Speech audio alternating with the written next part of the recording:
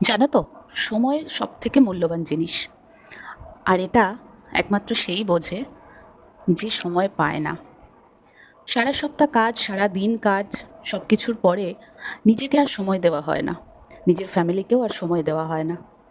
তাই একটা রোববার একটু শান্তির খোঁজে আমি চলে গিয়েছিলাম বেলুড় মঠে।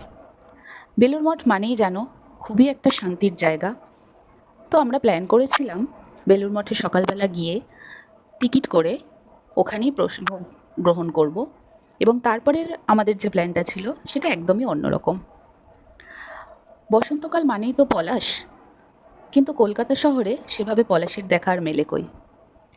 খবর পেয়েছিলাম বেলুড় মঠে পলাশ বন আছে, আর সেই খবর পেয়েই বেলুড় মঠে ভোগ গ্রহণ করে আমরা চলে গিয়েছিলাম পলাশ বনের উদ্দেশ্যে। খোঁজ খবর করে একটা টোটো করে নিয়ে আমরা পৌঁছে গেলাম বেলুড় মঠ ইএসআই হসপিটালের পাশে ছোট্ট এক টুকরো পলাশ বন। হ্যাঁ, যতটা শুনেছিলাম ততটা হয়তো ছিল না, কিন্তু এই কলকাতা শহরের যানজট ছাড়িয়ে এক টুকরো পলাশ বন দেখতে খারাপ লাগেনি। এত সুন্দর চারিদিকে পলাশ ফুল ফুটেছিল, হয়তো আরও একটু বসন্তের আগের দিকে গেলে আরও ফুল পেতাম, সেটা যেহেতু হয়নি। এখন আমরা যে টাইমে গেছি সেই টাইমে গিয়ে যতটা ফুল থাকা সম্ভব সেটা আমরা পেয়েছিলাম।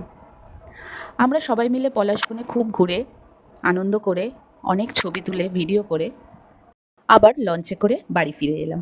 সবথেকে মজার যেটা ছিল, এত সুন্দর ওয়েদার আমরা সেদিন পেয়েছিলাম, গঙ্গার বুকে লঞ্চে করে আসাটা আমাদের কাছে এক অত্যাশ্চর্য বিষয় ছিল। আমরা বুঝতেই পারছিলাম না এটা গঙ্গা নাকি সমুদ্র। সবথেকে ভালো স্মৃতি ওটাই।